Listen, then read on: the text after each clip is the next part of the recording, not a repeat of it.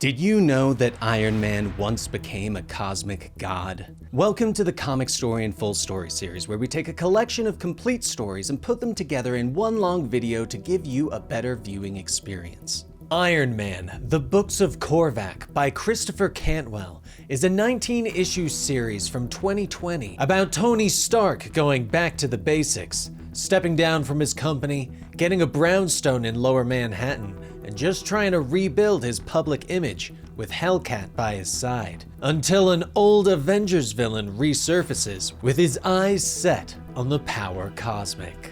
Today's full story is one that I recorded over a year ago, and only half of the story ever made it to the channel, and so it went unreleased until today, as I bring it to you in one big brand new full story. I hope you enjoy.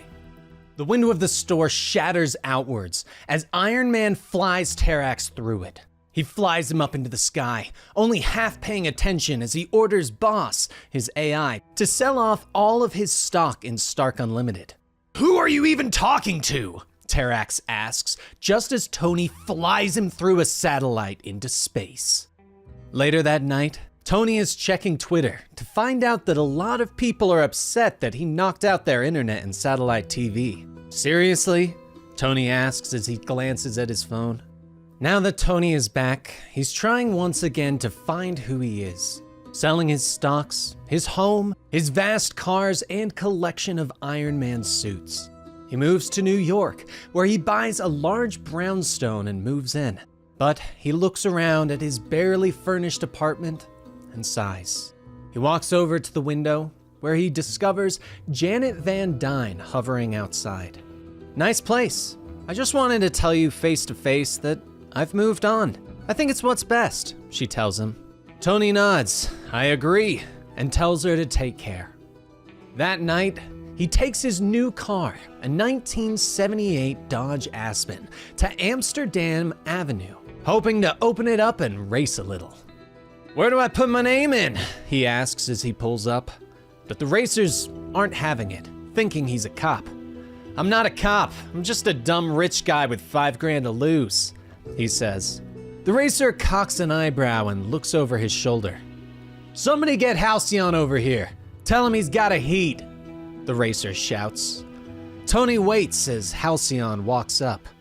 "Hi," Tony says.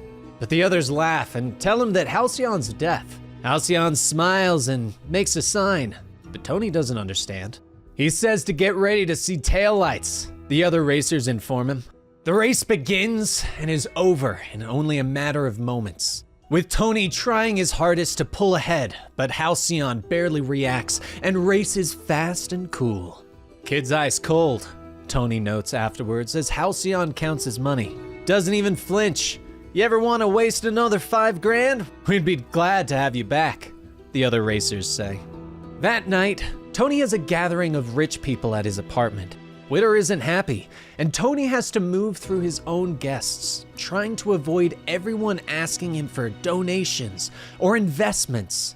He pushes through until he pauses as he sees an old friend. "Gosh, if they could touch the hem of Tony Stark's garment," Patsy Walker says with a smile. They talk for a moment, with Patsy asking what is going on with Tony, reminding him that "I'm one of the ones who knew you when you were just a guy with a neat metal suit," she tells him. "Maybe I'm just trying to be that guy again," he explains to her. But the two are interrupted by another, Fuller Tylerd, a scientist who tells Tony that he is working on a sustainable energy source that could change the world. Tony pauses for a moment before asking the man to go on. Fuller tells Tony that he has perfected lightning capture and asks him to call about it later.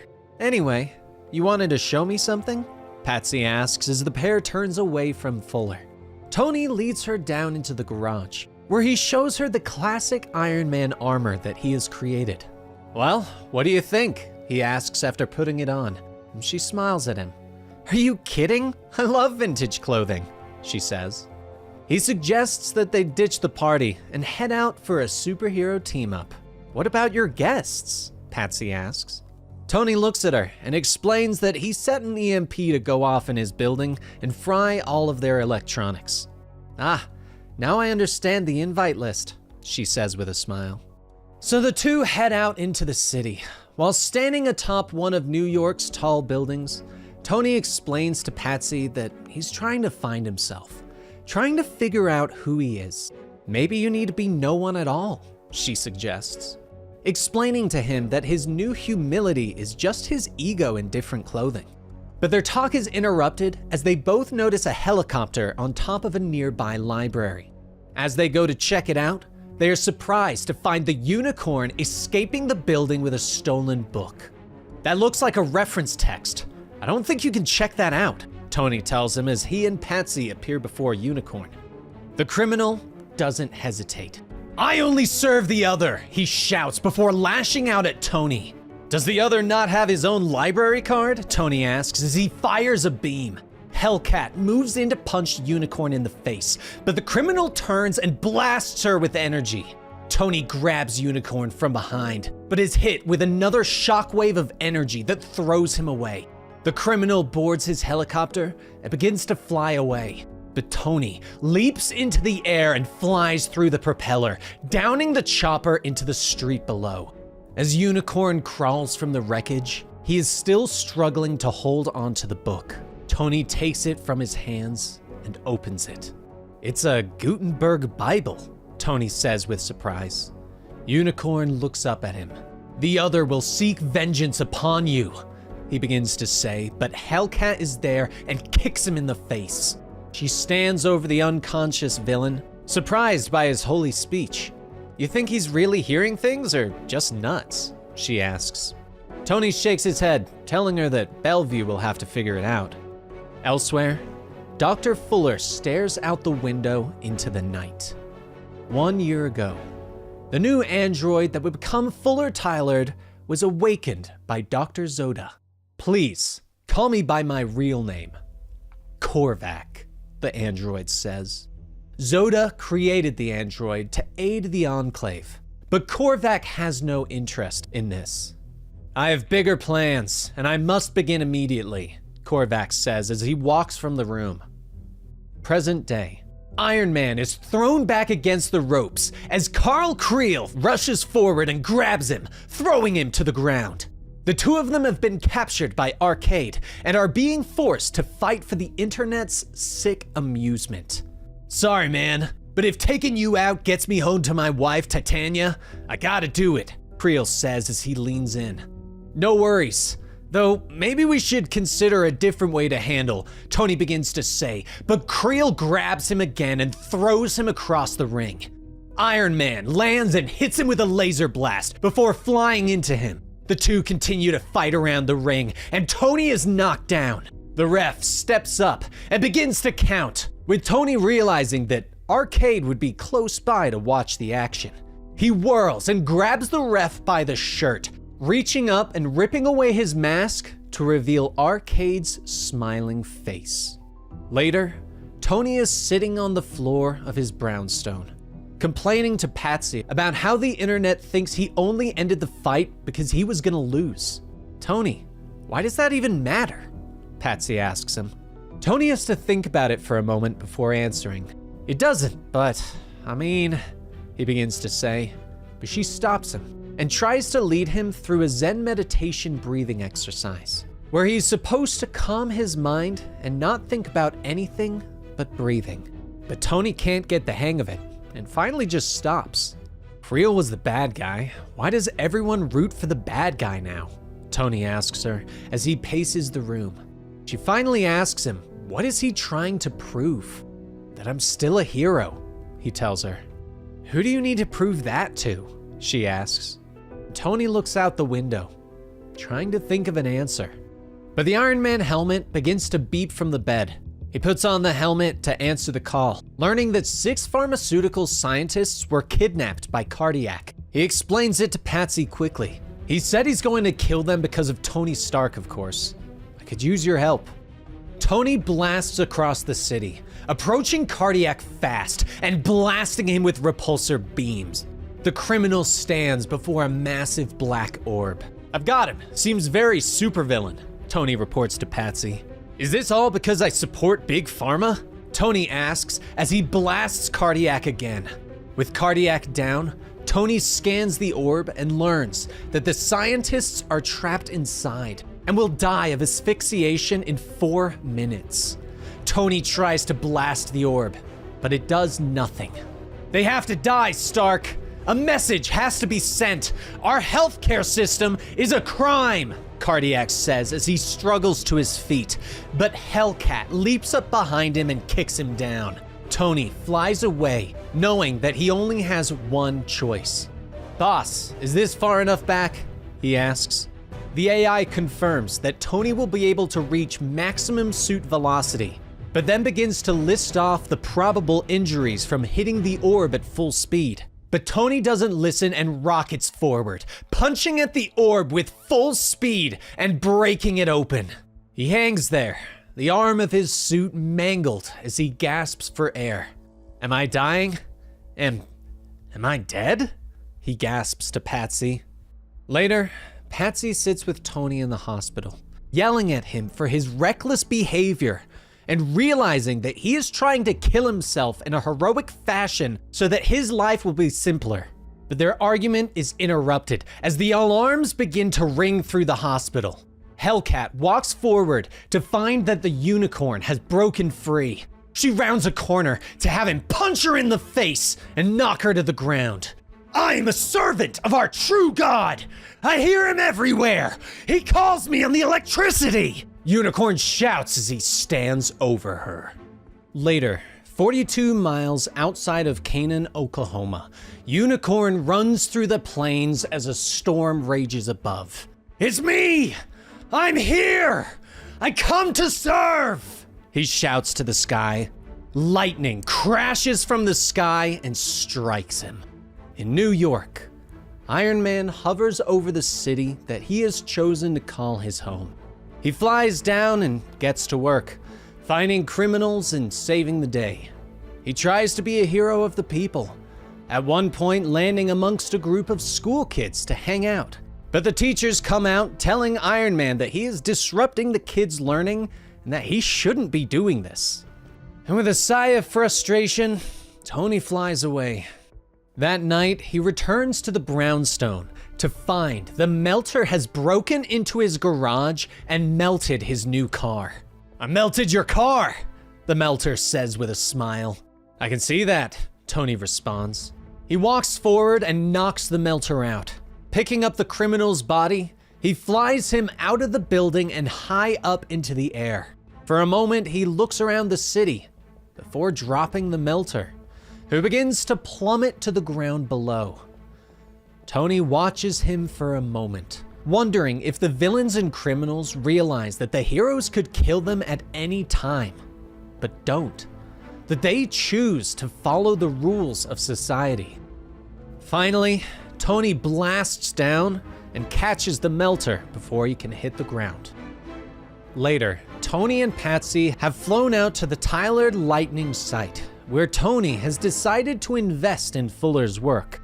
Tony arrives in his Iron Man armor and is greeted by Dr. Tyler as he comes out. Mr. Stark, welcome! I was worried you were going to miss the fireworks. Didn't know you were going to show up in full accoutrement, Fuller says in a greeting. Tony floats in front of him. Apologies, Fuller. The suit will afford me a closer look at my investment without getting fried. After Tyler gives Tony some of the specs on his devices, Tony leaps into the air and begins to inspect it, and the storm begins to rage overhead. Tony looks at the lightning rods, noting that the Stark logo has been covered. Does the Stark name embarrass you that much? Tony asks Fuller over the radio. There's a momentary pause. Well, as much as I appreciate your financial support over these months, unfortunately, our partnership has to end here, Fuller says. And Tony is confused. I can't have this traced back to me, Fuller continues. A bolt of lightning crashes from the sky and slams into Tony's back, knocking him into the ground where he bounces along the earth. He struggles to look up, his suit already malfunctioning. Apologies, Tony. You're a good man, but my disciples and I have a higher purpose. Fuller says, now surrounded by 3 supervillains. With the power I'll pull from this planet, I'll become a demigod. But being a demigod is just a means to an end. I plan to be a god, Fuller says. But Patsy suddenly comes flying out of the storm in a jeep, slamming it into the collection of villains. God, I hate men pontificating in the rain, she shouts. She jumps out and helps Tony to his feet. I told you this was a bad investment, Tony gasps. He whirls and fires a blast at Controller. Good to see you haven't been moisturizing, Tony jokes as Hellcat whirls and kicks Blizzard. The fight continues until Fuller reappears, hitting both heroes with a blast of electricity that throws them both to the ground. Both heroes don't move, and the villains disappear. The suit restarts Tony's heart, and he struggles to his feet, pulling Patsy's body to him and cradling it in his arms. It's all my fault. Again, he says. Patsy sits in Tony's brownstone, staring at the wall, but she can hear the voice now. The same voice as the others that follow Korvac. Outside, reporters are asking Tony questions, wondering whether he is looking for James Rhodes, who has gone missing. Tony walks into the room, glancing at his friend. Patsy, are you all right? He asks. She looks up as if she didn't even notice him, and says that she's fine. He nods, telling her that Korvac is probably still hunting them. Of course, after he figured out he didn't kill us, she says. Tony tells her about Rhodey's kidnapping, which means I can't go to anyone for help or let on that anything's wrong. Otherwise, Rhodey's dead, he continues. But Patsy is angry with Tony, revealing the electric burns on her face. Tony promises her that he will handle the problem. You think you need to do this alone? Patsy points out. Tony nods. It's too dangerous to bring in help. I can't risk Rhodey, he tells her. But Patsy thinks that Tony wants to keep things quiet because he's afraid people will blame him for funding Korvac. She finally apologizes and points out that her face hurts and she's in a bad mood. The two make up and finally embrace, beginning to kiss as they fall to the bed. Elsewhere, Rhodey looks up at Korvac and his disciples. Unicorn enters the church and informs Korvac that they have discovered the location of Ta-2. The ship of Galactus? Rhodey asks, fighting through the mind-controlled drugs that they have given him. Korvac steps forward and explains that his destiny lies with the Ta-2. Galactus doesn't take kindly to visitors, Rhodey gasps. But Korvac isn't scared and orders his disciples to prepare for his ascension to demigodhood. Later, Tony and Patsy are laying in bed, with Tony admitting that she's right and he needs help. It has to be someone Korvac wouldn't be tracking or even be aware of. That means no Avengers, no Fantastic Four, none of Xavier's people. This has to be quiet, no noise at all, he says. But Patsy doesn't respond for a moment, and after Tony prods her, she finally admits to being able to hear Korvac's voice in her head. It's maybe a soft whisper. I thought it was just ringing in my hearing since Oklahoma, but it's getting louder, she says. She looks at him with concern in her eyes. Something's happening, she whispers. At the church, the machine is prepared. Korvac's disciples strap him in and activate it, sending bolts of electricity coursing through his body. Elsewhere, Patsy and Tony are walking through the streets of New York, armed with a list of potential heroes that might be able to help them. This list is pretty thin, Tony notes. But Patsy suddenly falls to her knees, screaming as Korvac's voice bellows in her ears. Tony moves to help her, but they both look up as New York is plunged into darkness. That's not good, Tony says. Patsy looks up. Ta-2. He wants to go to Ta-2, she whispers. In the church, the villainous disciples watch as Korvac rises up, now glowing with energy. I am forever, the demigod bellows. Tony and Patsy have headed to the underground racers, hoping to enlist Halcyon's aid in fighting the low-rank heroes. The racer signs to Tony, pointing out that he isn't a criminal. Look, right now, you're the closest thing to an underground that I've got, Tony tells him. They both whirl as energy begins to crackle around Patsy, and she begins to rise into the air. She speaks, but now it is Korvac's voice that comes from her lips. "Don't try to stop me, Stark," she says before sending an energy blast into a nearby car. "That's bad. That's really bad," Tony whispers. He tries to get through to Patsy, but she can't hear him. Luckily, Halcyon remains calm and walks over to a nearby fire hydrant. He cracks it open and douses Patsy with water, throwing her to the ground. Tony looks at him in shock. "Long story, I'm a mutant. Weird power, but my heart rate doesn't go above 70 BPM, Halcyon signs. "You know that list I gave you? Put yourself on it," Tony tells him. Later, Tony puts on his armor and walks into the room to greet his new team.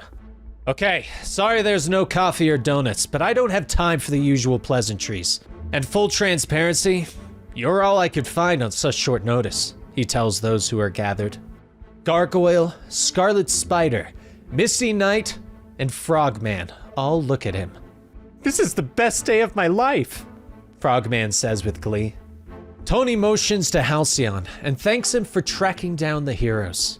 After taking a long drink of water, he fills those who have gathered on everything that's happened, including Korvac kidnapping Rhodey, turning himself into a demigod, and his plans to get Galactus's world ship. He reaches down and pulls on his helmet. My guess is he wants the power cosmic. Last time, he essentially became a god, and we couldn't stop him. "Questions?" Tony asks as he looks at the group. Scarlet Spider raises his hand. "How do we stand a chance?" he asks. Tony shakes his head and tells them that he doesn't have a clue. "My advice, do as I say. Then and only then can we hope to stop Korvac," he says. They all look at him quietly and turn away. "I need you all to get to work right now," he says. In her room, Patsy is trying to cover her ears to block out Korvac's voice. But when she opens her eyes, she is standing outside in the rain, with Korvac standing before her.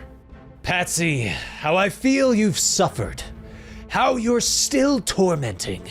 When I make all things one, your torment will vanish. I will free the world," he tells her. Hellcat glares at him.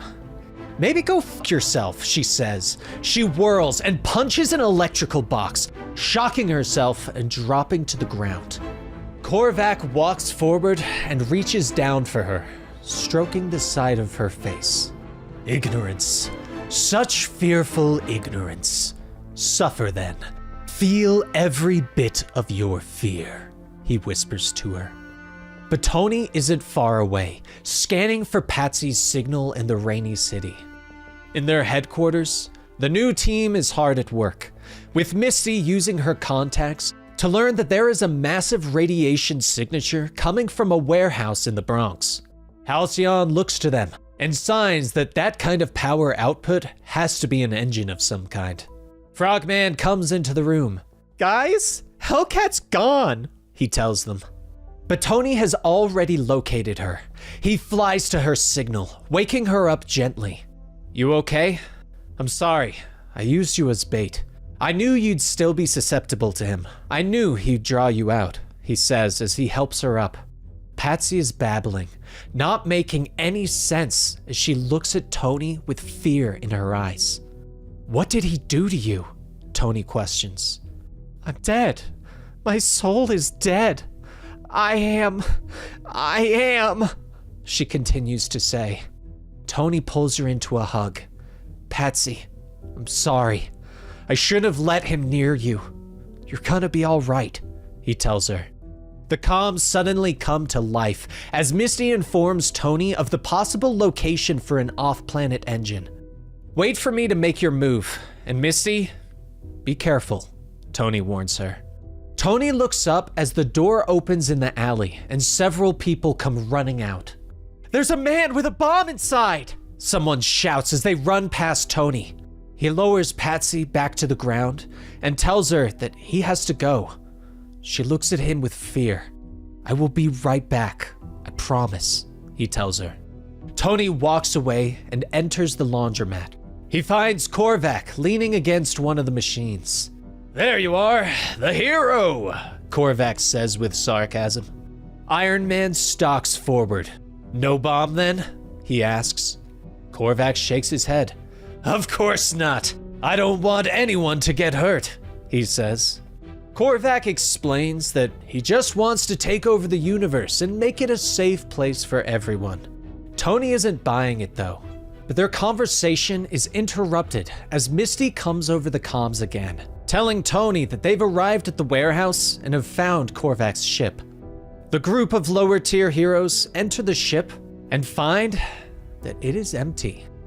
Tony's eyes widen in fear as he realizes what's happening.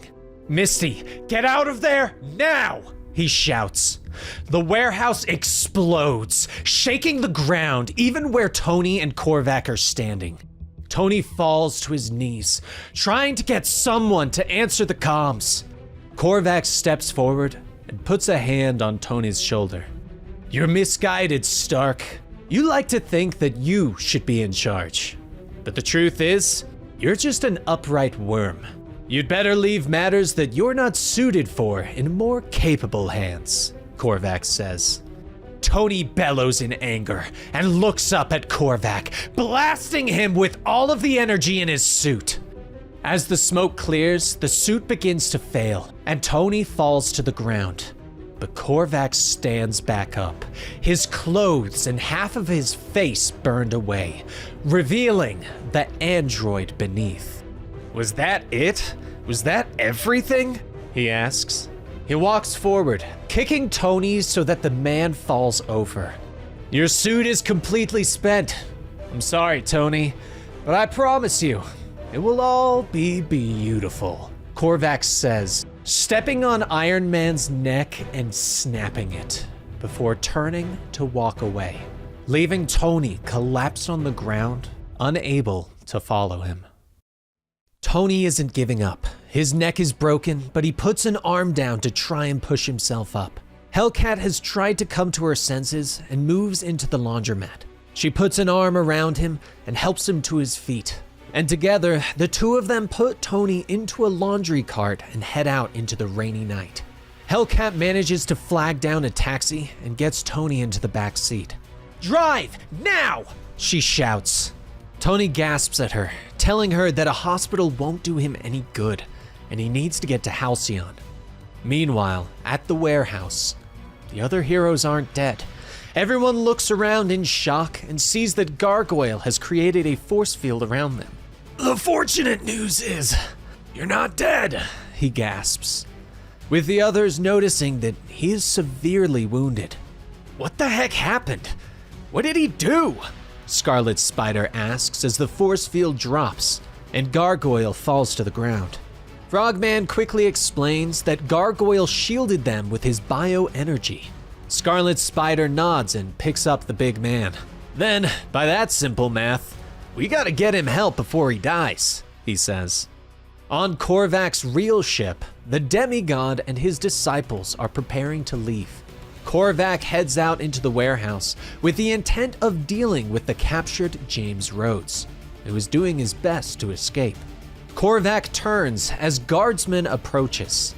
I'm glad you're finally with us, brother, Korvac says. They both look up as Rhodey finally breaks through the pipe that he is handcuffed to and runs out of the warehouse, dodging Korvac's energy blasts. This won't do. He'll alert the others, Korvac sighs. Guardsman looks to his new leader, asking to deal with Rhodey himself. Remember me at Ascension, Guardsman says as he turns and runs after the hero. At their makeshift headquarters, Halcyon has begun to work on Tony, stabilizing his neck in the Iron Man helmet so that Tony will be able to survive until they are able to get him into emergency surgery. and Tony refuses to do so until Korvac is taken care of. The more immediate concern is the morphine drip that Halcyon installs in his armor so that Tony doesn't pass out from the pain. But Tony is an addict though, and he knows what this will do to him. Finally on his feet, Tony goes to check on Patsy, who is still hearing Korvac's voice in her mind, where he shows her images of the coming paradise that he plans to bring about in the universe. "How do you feel?" Tony asks, bringing Patsy back to the real world. She rubs at her head. "I feel like I had 2 injections of olanzapine. How about you?" she asks. "I'm swimming in pain meds. It feels great, but that may be a problem later," he tells her honestly. Tears begin to fall from Patsy's eyes as she explains to Tony what Korvac has shown her. "Tony, what if he's right?" she asks. Tony leans down and puts a hand on her shoulder. "He's not. Korvac can't create a perfect universe. Hell, I bet you and I could create a better universe than Korvac," he says. She smiles weakly at him. "Now you're scaring me," she jokes. Outside, the other heroes are talking about getting the Avengers involved, or sending out a distress signal to some of their powerful contacts in space. They believe they aren't enough to leave Earth and stop Korvac. The door to the office opens up, revealing War Machine. "Nobody here is leaving Earth. I'm getting the whole cavalry to ride against this dude. You all need to call it a day," he says. But Tony comes out, telling Rhodey that he is going after Korvac, and there's nothing that Rhodey can do to stop him. The skylight above them shatters downwards as Guardsman leaps into the room. "This is your last night on Earth, Rhodes," he shouts. But Guardsman looks around at the gathering of heroes that he thought were dead. "Hey, you're all still alive. All of you. Huh, how about that?" Guardsman says as he straightens up. Tony stalks across the room and punches him hard, sending the villain flying across the room and slamming into a wall. Tony turns back to War Machine. "Rhodey, you're going to be my pilot on this.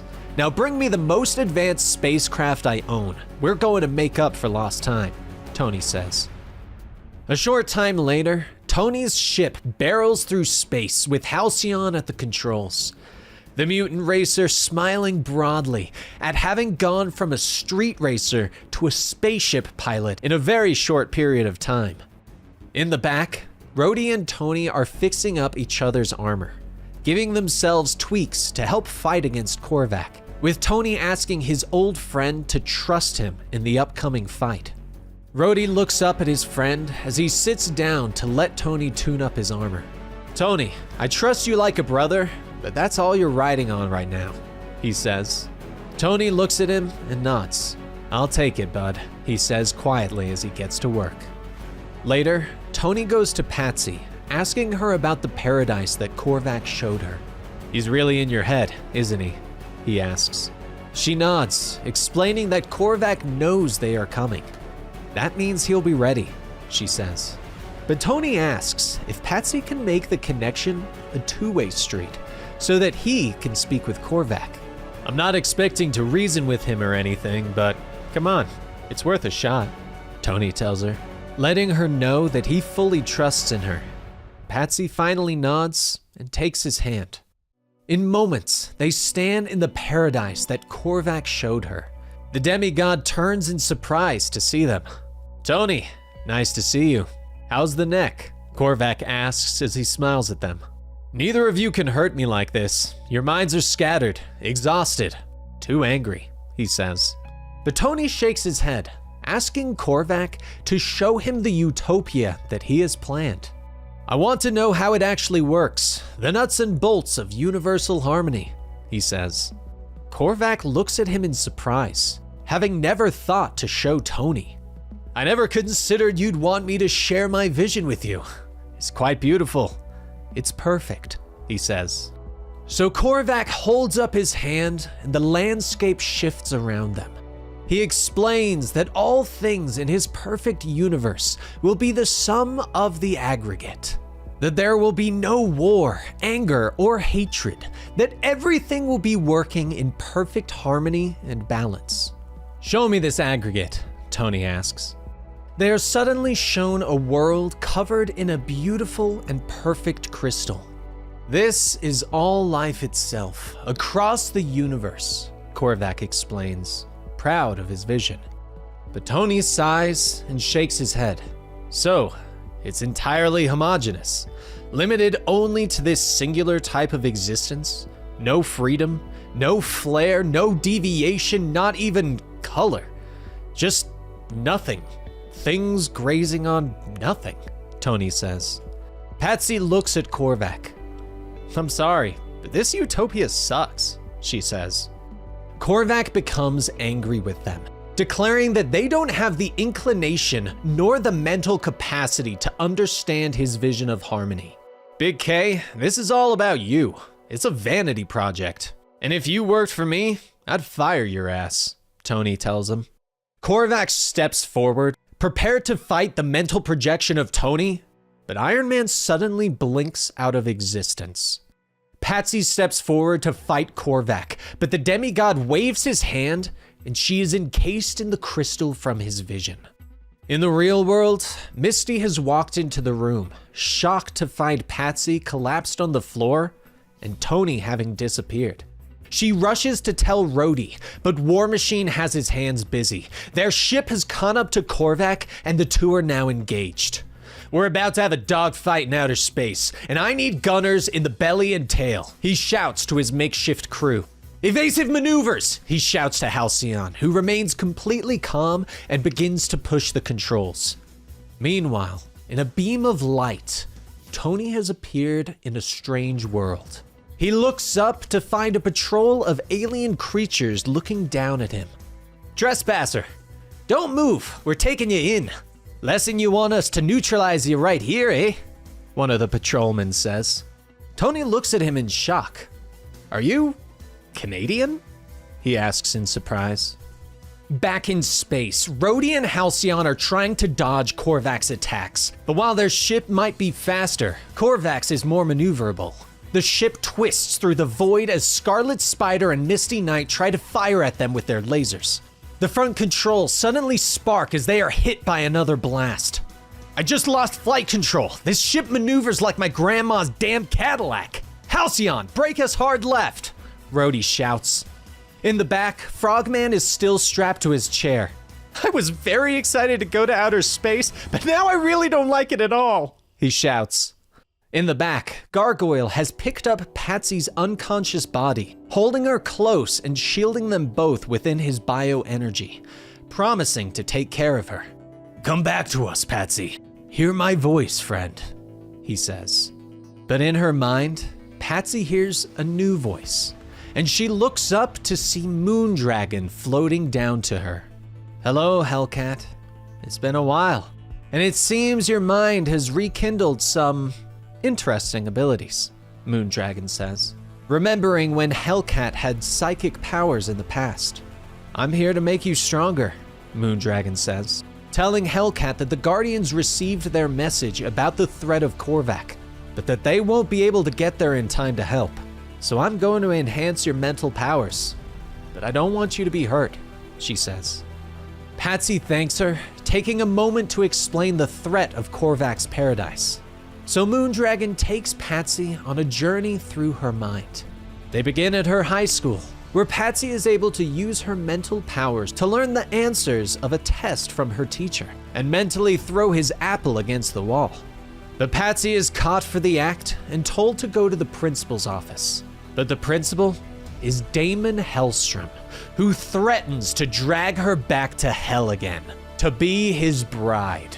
Patsy is afraid. And the next thing she knows, she sees herself in a padded room where she is rocking back and forth, babbling about hell.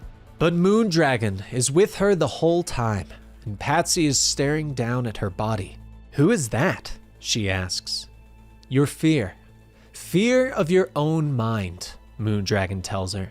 She explains that Patsy must release her fear and accept it.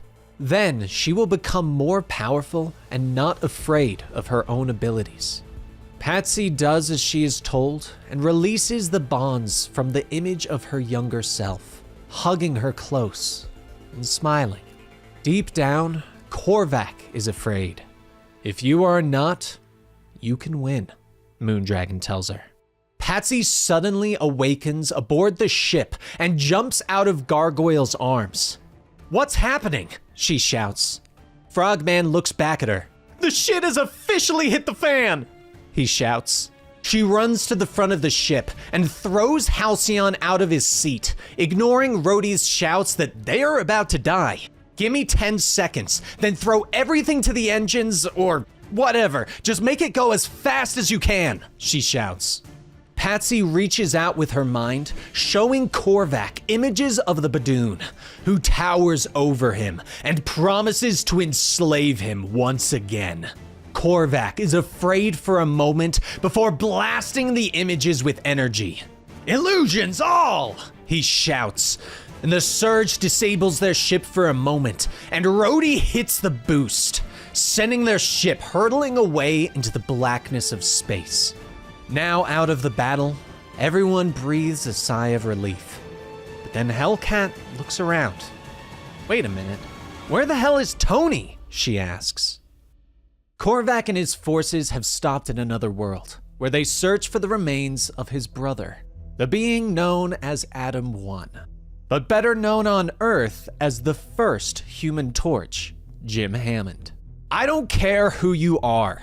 I chose this moon because I wanted to be left alone, Jim says, bursting into flames as Korvac destroys his self-made prison, exposing him to oxygen once again and forcing him to burst into flames. The Human Torch throws a burst of fire at Korvac, but the android easily stops it with an energy blast. No, your name is Adam 1, Korvac says. Hammond begins to calm as Korvac explains that they were created by the same person. Korvac was originally named Adam 4. I'm your brother, he says. He explains that he is trying to create a better universe and that he wants his brother to stand beside him. He leads him back to the ship, explaining to Hammond that he is going to create a new body for him, one made out of his own materials, and gave him part of Korvac's power to let him see into his mind. I want you to be perfect with me. I'm talking about godhood, Korvac explains. But Hammond shakes his head. I'm not interested in being a god, he says. Korvac explains that neither is he, and that it is merely only a means to his end, a way to bring about his vision. But first things first, I came here to help you become whole once again. Do you want my help? He asks, and Hammond thinks about it for a moment before nodding. Yes, I do, he finally admits. And so Korvac begins to work, creating Hammond a new body to rival his own. He finally plugs in his memories, and Basilisk stands ready as the memories begin to download. I will have the contingencies ready, Basilisk says. Korvac nods. I have faith in him. He'll see the light, he says. As the memories begin to download, Hammond can see the past. He sees Korvac gain the power cosmic. He sees the Avengers confront him, and Korvac uses his powers to eradicate them. Hammond finally looks up, pulling the plugs from his body, tears in his eyes at what he saw in Korvac's mind. The demigod misunderstands though, believing that Hammond saw his vision for a perfect world. Yes, isn't it beautiful? Isn't it perfect? He asks. But Hammond turns to him, his eyes blazing as he begins to engulf himself in flames. I see what you did! You killed the Avengers! You killed them all! He snaps as he rises into the air. Korvac backs away, trying to reason with his brother, explaining that he acted out in a moment of anger and that he brought the Avengers back. Damn it, Jim! I cannot be obstructed! I won't allow it! Korvac shouts. But as Hammond reaches out for him, Basilisk puts a control disc against Hammond's neck, forcing the new android to fall to his knees. Lord, he will still prove a valuable weapon against Stark and his Cadre, and whatever else we may encounter aboard Ta-2, Basilisk says. Korvac turns and walks away. I didn't want a weapon, Basil. I wanted an ally, a brother. But I suppose I'll continue to remain alone and settle for a slave, he sighs. Elsewhere in the universe, Tony Stark finds himself in a strange world. After being teleported here and meeting the alien patrol, Tony was brought to a village where others who have been mysteriously brought to this world have banded together to create a society. Tony doesn't understand how he got there, nor where the planet even is. But the members of the society seem at peace with being trapped on this strange world. He's even met an old friend, Colin Richards, a Canadian hero that goes by the codename Avro X, who has been here for quite some time. Tony tries to get some information from his old friend, but the polite hero tells him that they should wait to talk to the big man. He'll call for you soon, don't worry, Colin tells him. So Tony heads back to his tent, still unable to take off his helmet due to his broken neck. And Tony has slowly become addicted to the steady morphine drip that Halcyon had set up in his suit. With nothing else to do, Tony begins to explore this new world, discovering ancient robots that have fallen into disarray. He manages to open one up and siphon off its power source, some sort of biological enzyme. It juices Tony up and he feels better than he has in days. But Yar, the woman who runs the camp, interrupts his study, informing him that the leader of the society is summoning him. She leads Tony into the mountains, where he is shocked to find the leader is Stiltman. Obvious question, but what are you doing here? Tony asks. Stiltman lowers himself down and stands before the hero. Making do, I guess, Stiltman tells him. Tony thinks that Stiltman is the one behind this, but the villain shakes his head. You're wrong. I got here the same as you. I was one of the first. One blink of an eye and then some new lonely life, he says, telling Tony that he has done his best to try and make this place work, to make do with the mysterious circumstance that everyone has found themselves in. But Stiltman explains that this place turned into something else, something that he didn't even realize he wanted, that they all seem to want, where they could leave the troubles of their lives and their world behind, where they didn't have to worry about what was expected of them, where they could just be. Is this making any sense? Stiltman asks. Like a hippie commune? Tony asks. Stiltman smiles and tells Tony that they could use someone like him. No, let me rephrase that. Perhaps you could use something like us, Stiltman tells him. And Tony just looks at him. Do you know how many times you've tried to kill me, Wilbur? Tony asks. I don't know what the statute of limitations is on apologies, but I'm sorry, Wilbur tells him. He merely asks Tony to think about it, and tells him that they might need his help against the elements of the planet that the village fights against, though he refuses to explain further. That night, Tony is lying in bed, the mental projection of Hellcat beside him as he explains everything he's learned to her. But she reminds him that they'll need to fight with Korvac, and tells him to figure things out quickly and get back to them. Come back to me, Tony Stark. I miss you, she says before fading away. I miss you too, Patsy Walker, Tony says quietly. Suddenly, the ground begins to shake. Tony rushes outside and meets up with Colin, who is rushing to the fight. You guys ever gonna tell me what the hell we're actually facing? Tony asks. Colin looks at him. Words defy. It's right there, bud, Colin says as they rocket to the fight. Tony looks up in shock as a massive android stomps towards the village, crushing whatever meager defenses they have. Ultimo? Tony shouts with surprise. A planet of Ultimos? Are you kidding me? He says to Colin. The defenders do what they can, but the Ultimo knocks Tony and Colin away. It reaches down and picks up more of the villagers, bringing them up and eating them all. Tony has no choice but to leap up and hit it with a unibeam, using the new energy that he pulled from the other android. He then flies forward and punches it with the new tune-up that Rhodey gave him, knocking it hard to the ground where he lays still. Colin rushes forward and takes off his helmet. "Holy Tony! We've never killed one before!" he shouts. Wilbur steps forward and thanks Tony, even though some of the other villagers, including Tar, died in the attack. "You said there's more of those things out there? But what you've built is something beautiful. You shouldn't have to lose any more of it," Tony says as he looks around at the destruction the Ultimo has caused. Tony turns back to Wilbur. "I'll help you run the colony. I want to help you. I like it here," he says. Later, the survivors bury those that died, and Wilbur says a few words. After everyone moves off, Tony suggests to Colin that they take a look at the fallen Ultimo. "Forget it. It's already being melted down for better use. Now come on. I feel like raising a drink to the fallen," Colin tells him as they walk away. Later, Tony goes to talk to Wilbur, questioning why they don't search out the facility that keeps making the Ultimos and destroy them. "You've built something amazing here, Wilbur, so why not try and stamp out this last terrible part of it, once and for all?" Tony asks.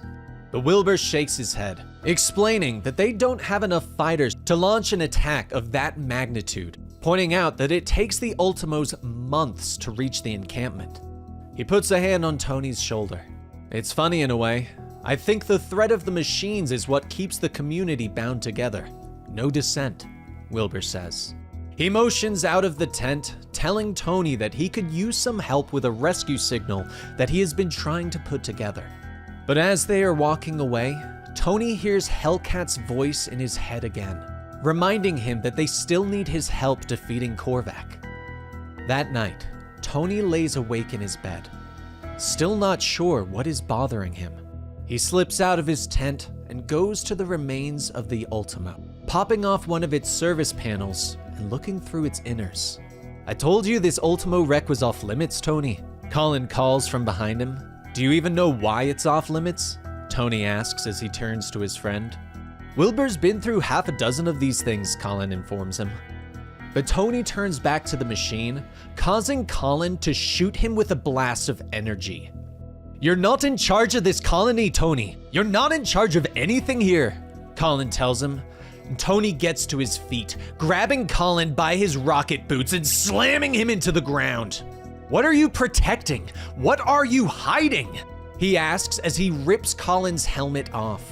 But Colin explains that he's just doing what Wilbur has told him, protecting the balance of the colony. Tony gets back to his feet and turns back to the fallen android. "Protect the balance?" he says quietly before shifting through the components. He pulls out something that he recognizes and holds it up. "Find something?" Colin asks him as he stands behind him. A short time later, Tony blasts the doors off of Wilbur's inner sanctum. The scientist turns away from the beacon he is working on. "Tony? Colin?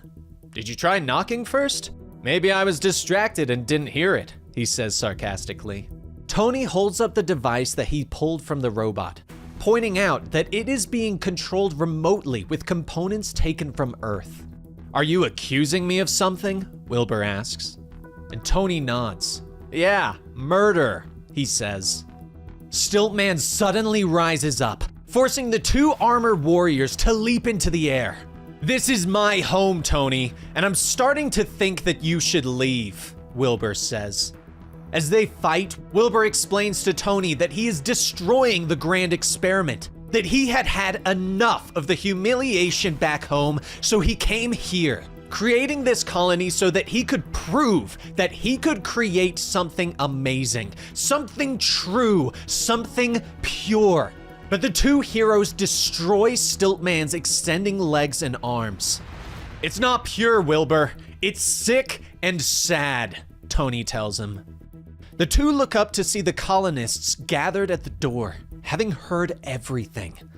They push forward and grab a hold of Wilbur, dragging him out into the village to stand trial for the crimes against them and those who have died. Colin believes that the people will act fairly towards their captor, but as the duo walks outside, a bright light appears before them, and the living tribunal floats before Tony. "Tony Stark, The universe is on the very edge of catastrophic imbalance. Only you can restore the balance, it says. Oh boy, I didn't realize the Living Tribunal knew my full name.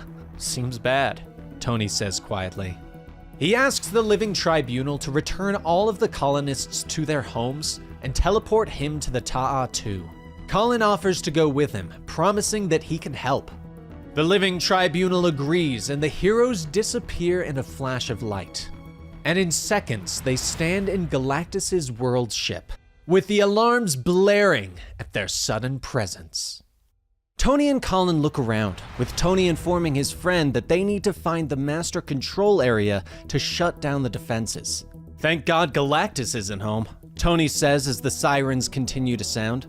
How do you know for sure, eh? Colin asks. Tony looks at him. Trust me, we'd know, he says. The pair begin to move through the massive world ship, dodging several different security attacks which all seem to focus on Colin. They come to a chamber where a robot attacks them, and Tony manages to knock it away before it duplicates itself, with one focusing on Colin and the other on Tony. I feel like you guys are cheating, Tony says as he flies forward and slams into his robot.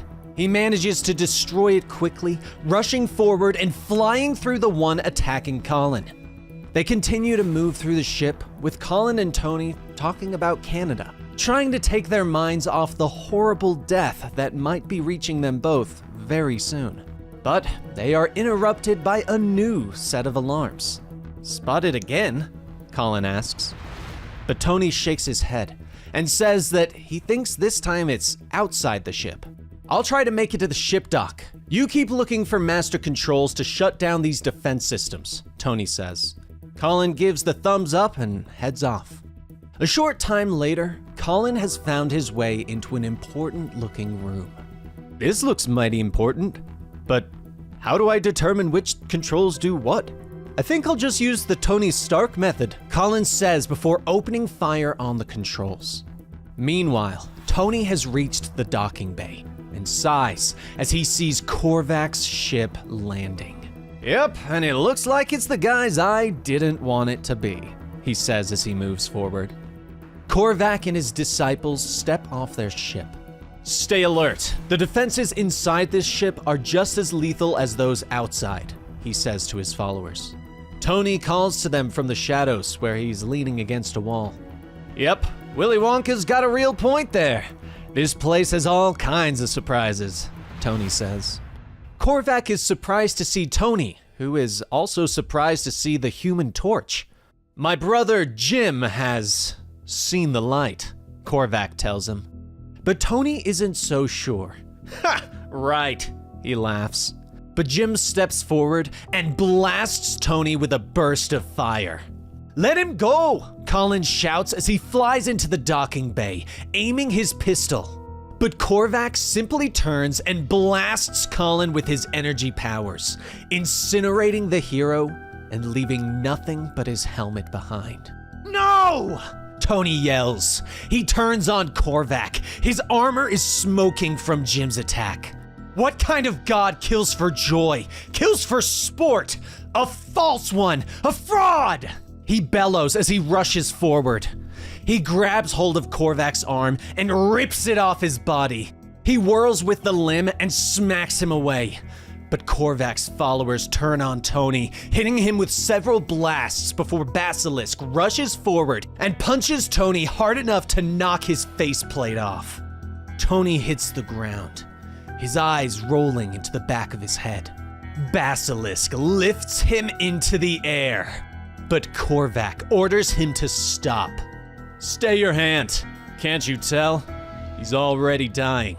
He should be allowed to witness something beautiful before he dies. He's earned that, Korvac says with a smile. Behind them, the docking bay explodes as Rhodey's ship arrives. Korvac looks to his fallen disciples, ordering them to get up. We have to go now, while there's still time, Korvac shouts. The villains get to their feet and follow Korvac to a console, where he activates the ship's internal teleporters. A door of light appears, and and the villains disappear. Tony tries to struggle to his feet, but Rhodey is suddenly behind him, helping him up. "I got him. He's alive," War Machine calls to Hellcat. "You just couldn't let us do it without you, huh?" Patsy says as she climbs out of the wreckage of their ship. Tony looks at her with a weak smile. "To tell you the truth, I don't know if I could do anything without you, Patsy Wildcat. You guys saw my faceplate?" he says. As the other heroes climb out of the ship, Tony gives them their assignments, telling them that they need to split up and reach the power cosmic before Korvac and his disciples do. He looks around at those that he has gathered, brought from Earth to possibly die, and tells them that they are officially a team. "Okay, we are space friends," he says before ordering everyone to move out. A short time later, Korvac and his followers are standing outside the chamber that holds the power cosmic. But the heroes have arrived, with Frogman leaping to knock Korvac off the walkway. They both fall to the floor below, but the others have arrived before the disciples can react. Misty steps up and knocks Unicorn to the ground. He starts to get up to blast her, but she pulls out a pistol and shoots him in both legs.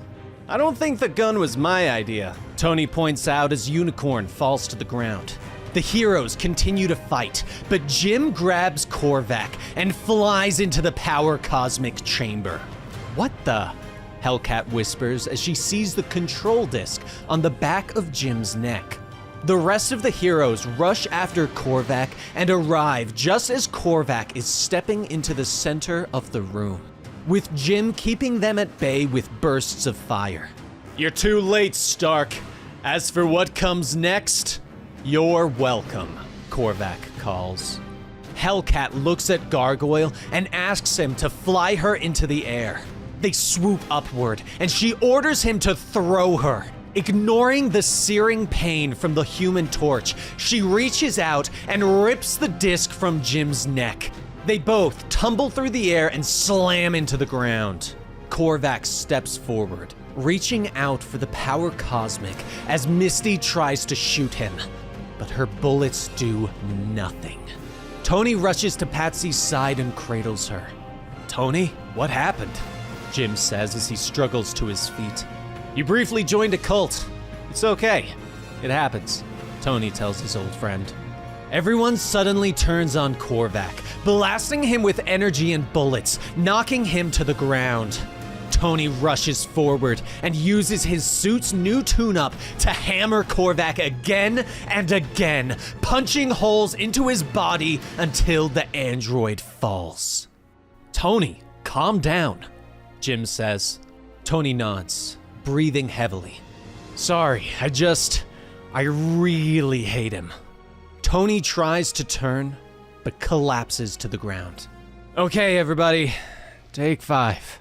He gasps as he falls to the ground. The team rushes forward to help him, unaware of Korvac suddenly struggling up and reaching for the power cosmic.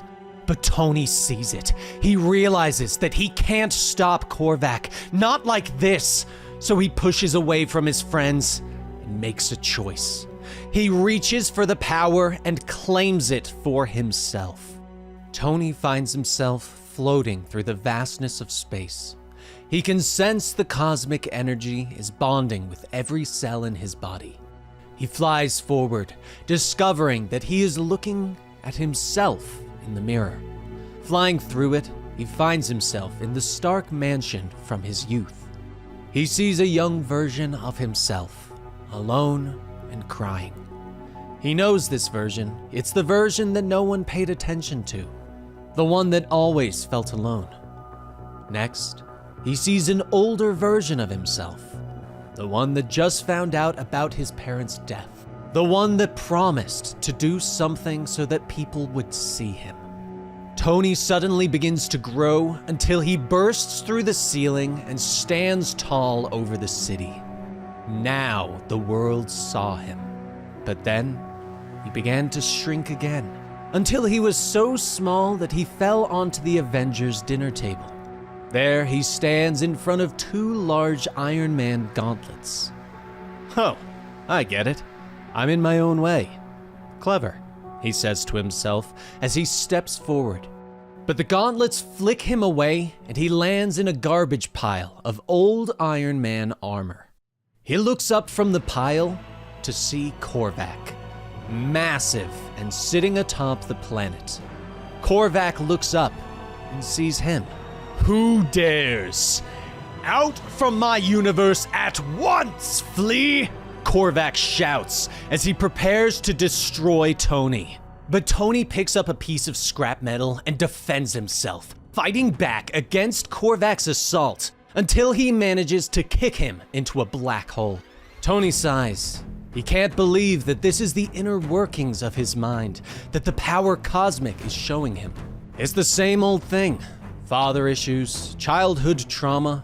He is disappointed that this is what is in his subconscious. But Tony realizes something, that he has spent his entire life worried about how the world sees him. Now, it's time to remake himself, to truly change things.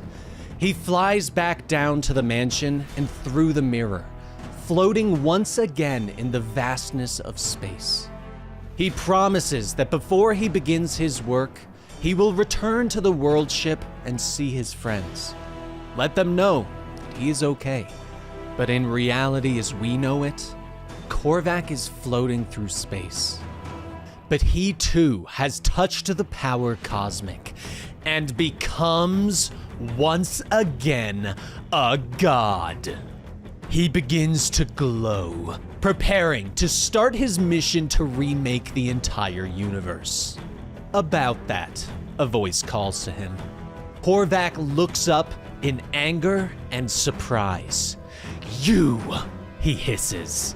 Tony nods his head, now shining in his new god armor. "Yes, me. Good morning," he says with a wave of his hand. Within moments, the two massive gods are fighting, destroying planets with the clash of their blows, wiping out stars and destroying whole systems. "You won't stop me!" Korvac bellows. But Tony shakes his head and hits him with an energy blast. "Looks like I'm the only one who can," he says. But Korvac slams into him, pushing him through space. But Tony knocks him away, hitting him with a cosmic unibeam, telling Korvac how disappointed he is in his limited ideas for godhood. But Korvac grabs a hold of a planet and throws it at Tony, destroying it and the millions of life forms that called it home. "Do you even feel what you just did? How many have you killed?" Tony asks him as they continue to grapple. "How many more will you kill?" Tony continues. Korvac glares at him as he avoids another blow. "If you stand aside now, I promise to make it only one more," he shouts. But Tony has a better idea. He uses his power to tear into another universe and throws Korvac in it. "What is this place?" Korvac asks, feeling nothing but death in this universe. "This is the only place you deserve to be the master of. Enjoy the company of ghosts," Tony says. "It's so cold here, the nothingness," Korvac says, still showing fear in his eyes.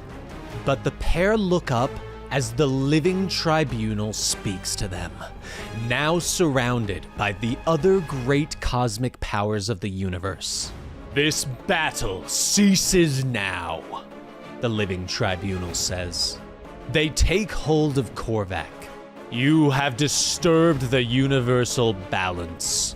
You will come with us," they say. But the others look to Tony, questioning what they should do with him. "I don't want to fight any of you, but I will if I have to," he says. But instead, they wish to see what he will do, if his actions will bring about the desired outcome. "Go, live your destiny. We will be watching. Always," the cosmic beings state. Tony nods and turns to return to his universe. "Hear that, Korvac? My new special project just got the green light. Sorry yours has been canceled," Tony gloats. Korvac glares at him. I have a new project. You are now my sole focus, Tony Stark, he whispers. Time passes. The other heroes of Tony's space friends have returned to Earth, where their various wounds have healed. As they all sit down to lunch and catch up, it's Jim Hammond who finally brings up the elephant in the room. We might want to discuss what's more pressing. Cosmic Iron Man, he says to everyone. Rhodey and Patsy both agree. While they both love Tony, giving him the powers of a god is the worst thing for the universe and for him as a person. As if on cue, the world begins to rumble around them. The heroes stand up and stare, watching as a massive cosmic Iron Man descends from the sky. Don't be afraid, Tony says to the civilians as they rush away in fear. Hey boss, you're scaring some of the nice people out here, War Machine says as the heroes have suited up and flown to meet Tony. Guys, long time no see, huh? I take your point, Rhodey. How about this? Tony says as he shrinks down to a normal size. He looks at everyone gathered around him. I gotta say, it's really great to see my space friends again. Glad you made it back, he tells them. But before they can talk more, the mighty Avengers arrive. Captain America lands in front of Tony. Tony, it's good to see you, Steve says. Reed rushes forward, asking if Korvac is still a threat. But Tony quickly explains everything that happened, and that Korvac has been taken care of. What about you? Are you a threat? Steve asks. But Tony explains that he is here to use his powers to help everyone, that he doesn't want to change the world like Korvac did without the people's choices or opinions. So instead, his plan is to raise the intellect of everyone on the planet to that of his own, so that they can fix everything themselves, so that they can come up with their own solutions. It can be shared as a gift, he says. Okay, this is gonna be a problem, Patsy whispers to Rhodey. Yep, he says with a nod. The others try to talk him out of his idea, but Tony shakes his head. It's too late, it's done. You're all as brilliant as I am now, and so is every living person in this city, Tony tells them. Everyone looks at Reed, who frowns.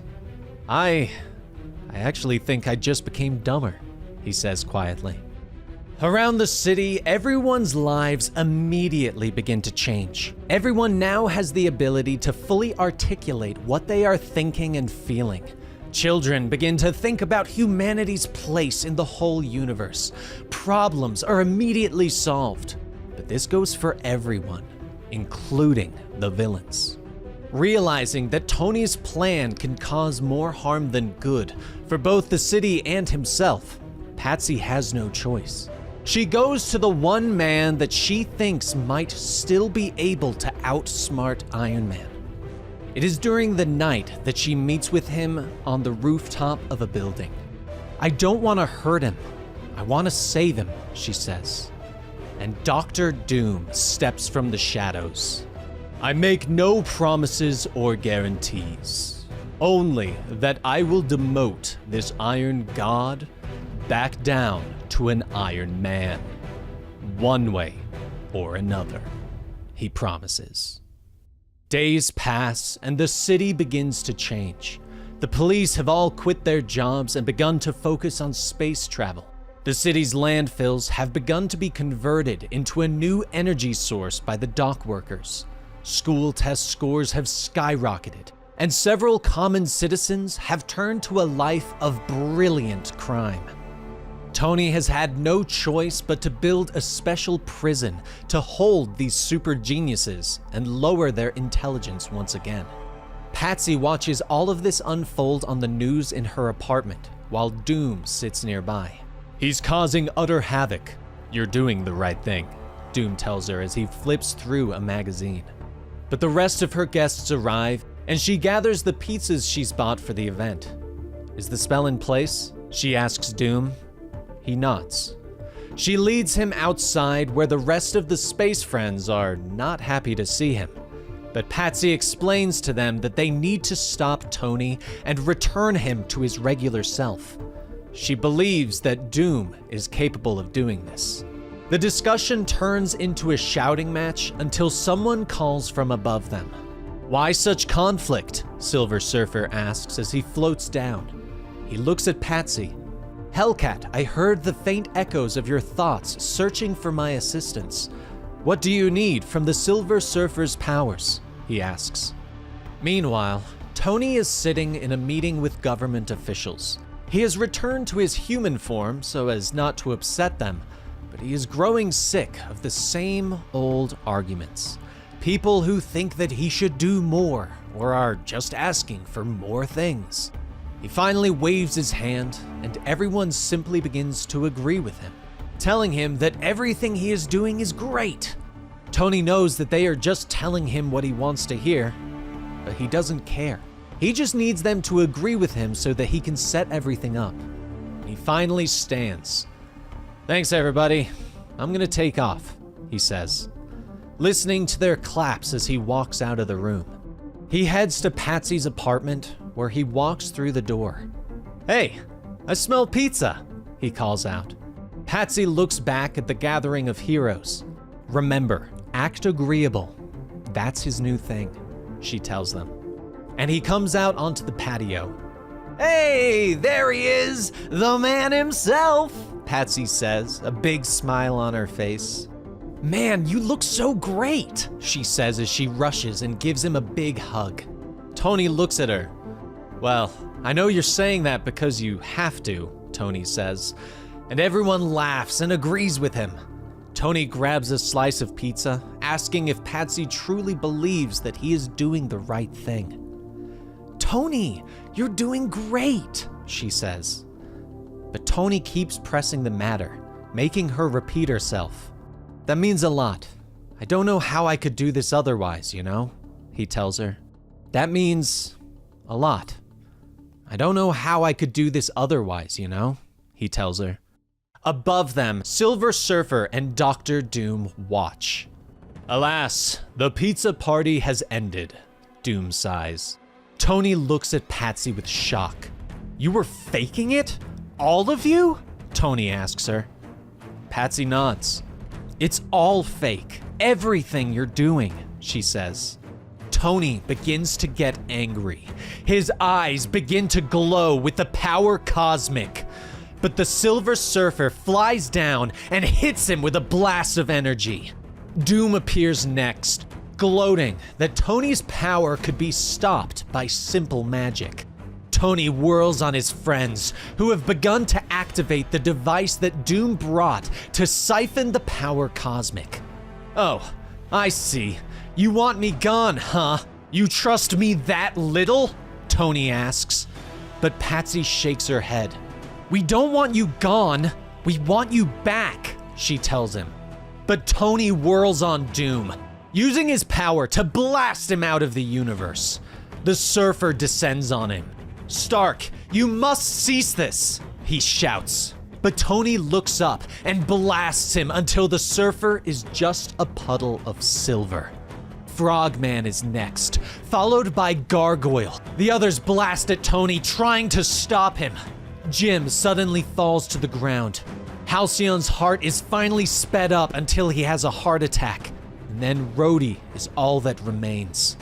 "You've lost your damn mind. Stop this. Stop all of this. I'm begging you," Rhodey tells him. But Tony transforms into the Iron God again, telling Rhodey that he is not afraid to fix everything. Rhodey tries to punch at Tony, but the Iron God catches it and punches him so hard that his neck snaps.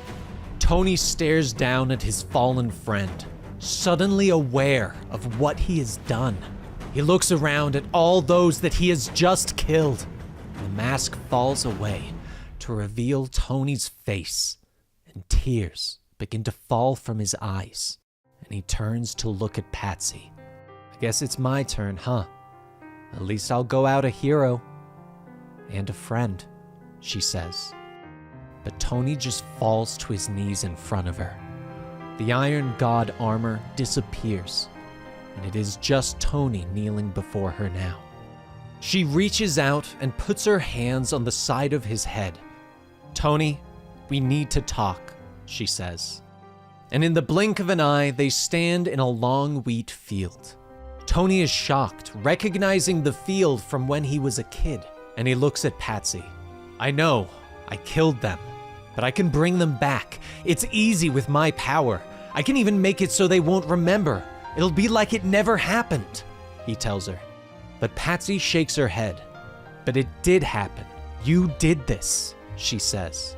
They talk for a while, working through Tony's personal problems. And finally, Patsy looks to her friend. "Bring them back, but let them remember what you did. That way, you won't forget it either," she tells him. And Tony finally nods.